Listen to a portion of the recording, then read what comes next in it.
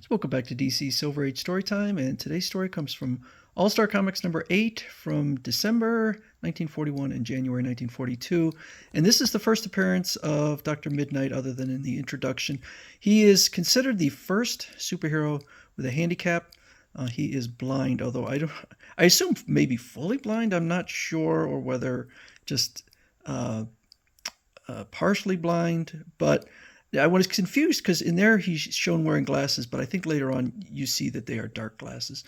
But he can see in the dark, so sort of like the precursor to Daredevil.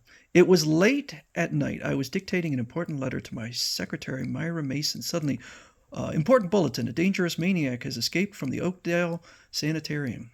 My, that's not far from here, Dr. McNider. The escaped patient is John Graw, former commissioner of roads, who went raving mad during a probe of the graft in his office. Watch out for him. He is dangerous. I hastily dismissed Myra. She doesn't know his secret identity. Oh, I hope he doesn't do any harm. He'll probably be found before he does. He can finish this work. We can finish this work tomorrow. I feel tired. As soon as Myra had left, if a dangerous maniac is abroad, I might be of more use as Dr. Mid-Nite. Come on, Hootie. Whoo. Then, before leaving, I consulted my files. See if I have anything on the Graw investigation. No need to put on the light. I can see just as well in the dark.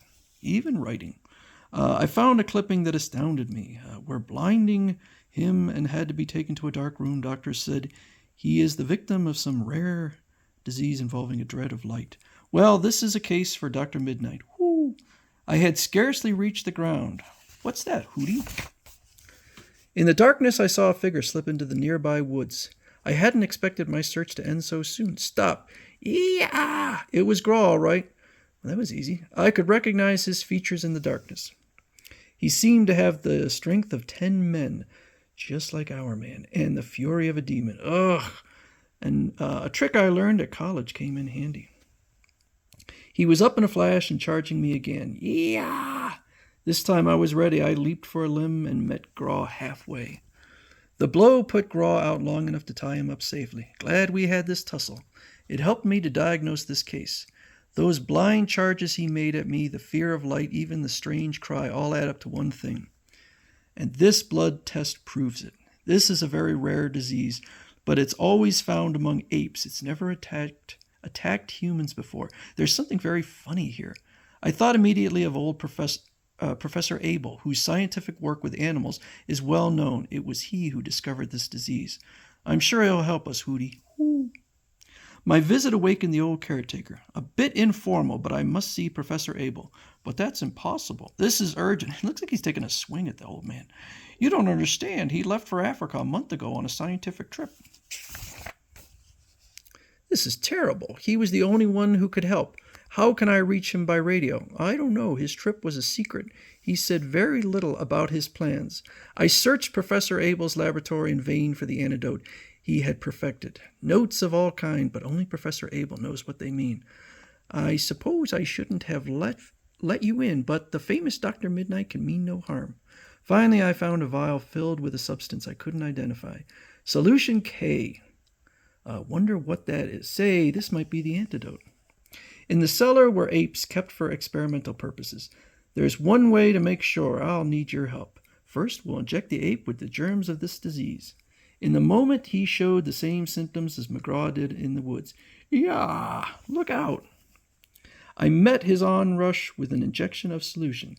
If this doesn't work, it's just too bad. Maybe you should have injected him in the cage. But it did. The ape immediately quieted down and became as docile as a lamb. Whew, that was close. Put him back in the cage. I have work to do. I rushed back to McGraw. An injection of Solution K had the same effect on him. What am I doing here? Where is the district attorney? I want to tell him the truth. I explained the situation to Graw, and he told me his story. As you know, I have a clean record. When the political ring appointed me to office, I was suspicious, but determined to do an honest job. Whatever graft there was in my office went on behind my back. When the investigation started, I was determined to tell everything I found out. Yes, but this madness, what started it? I don't know. Just as I went to the witness stand, my lawyer leaned over to whisper to me. I felt a pain in my arm. Then everything grew bright. My eyes pained me. Your lawyer. Give me his name and address. I hasten to the lawyer's office. Good thing I can see in the dark. I can search the place without attracting attention. In a desk, I found a hypodermic needle. This proves Graw was telling me the truth, and letters which showed me that the lawyer was on friendly terms with the political ring. So he double-crossed his own client. What's that? Someone at the door. I quickly hid in a dark anteroom. What could be going on at this hour? The lawyer entered the room with the notorious political boss of the city. Why do we have to meet Professor Elba at this unearthly hour? It's safer. We won't be seen together. You know, that's a pretty big cut he's demanding from us. Well, in a way, but don't forget, we're all safe this way. If we had to bump Graw off, that would have been dangerous. So that's the story. Well, here's where I go into action. I crashed a blackout bomb to the floor. Hey, what's this? Stop, you. In the darkness, the two culprits crashed into each other. Well, that saves me a job. I had them tied up before they came to. Now, gentlemen, talk and talk fast. You can't bluff us. Nah, we got the law on our side. Maybe this will help. I found it in your desk. No, please don't. I'll tell everything. In a moment, they were both busy writing confessions. How do you spell hypodermic? Again, it's a forced confession. I read the confessions. Fine, but you don't say much about this Professor Elba. Tell me more about him. That's all we know, honest. He's cut in on our racket because we don't have to bump guys off. We never seen him before. I didn't know that at that moment Professor Elba's eyes were upon me. Ah, the famous Dr. Mid-Nite. There was a warning cry from Hooty, but a blow to the back of my head fell before I could turn around. Hoo hoo. The blow dazed me. I could see only the shadow of a figure over me and hear his words. Prepare to die, Dr. Mid-Nite. I'm going to shoot you. With a screech, Hooty flew into his face, and the shot went wild. Believing the shot would attract the police, Professor Elba fled without my seeing his face. Well, Professor Elba got away, but you two won't, not with these confessions in my hands. The next day, Myra was pleased, but I wasn't. So, Graw isn't guilty after all. He owes his freedom to Dr. Mid-Nite. He certainly keeps him flying. There isn't any Dr. Mid-Nite. If there is, why doesn't he find out who was really in back of this crime?